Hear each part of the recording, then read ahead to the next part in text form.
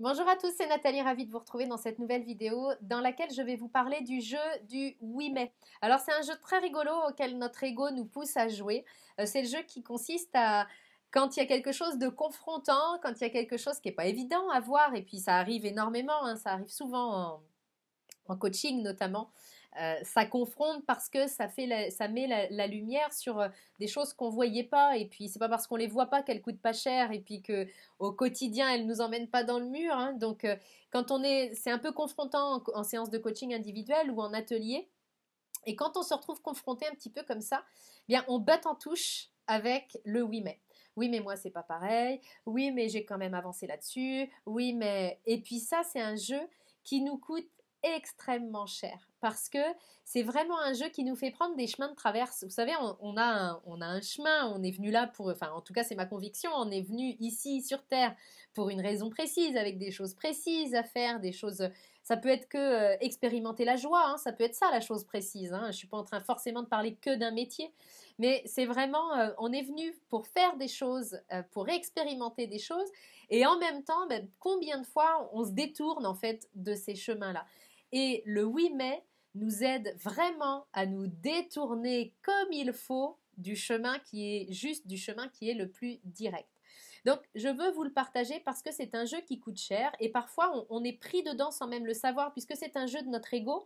Ben, notre ego va pas nous faciliter la tâche pour qu'on puisse se rendre compte qu'on est pris dans ce jeu-là. Donc, la seule chose que je veux vous dire là, c'est que si vous vous apercevez que très souvent, vous dites des oui mais, essayez de prendre du recul par rapport à vos interactions avec les gens. Et puis de voir si vous vous dites à vous-même, parce que parfois on n'a même pas besoin de le dire aux autres, c'est à nous-mêmes qu'on se dit oui mais. Par exemple, je veux faire une formation, oui mais c'est trop loin, oui mais c'est trop cher. Le oui mais, c'est un compromis que nous faisons avec nous-mêmes bien souvent aussi. C'est-à-dire que le cœur dit quelque chose, où je suis touchée en plein cœur, et tout de suite ma tête, elle récupère le truc pour calmer mes ardeurs un petit peu.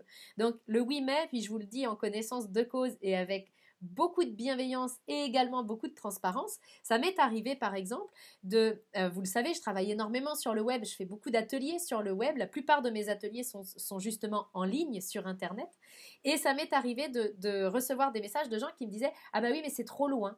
C'est-à-dire que leur ego a blindé le truc et leur fait croire que c'est dans un lieu précis. Alors qu'en fait, nous sommes sur le web. Donc sur le web, il n'y a rien qui est loin, il n'y a rien qui est près.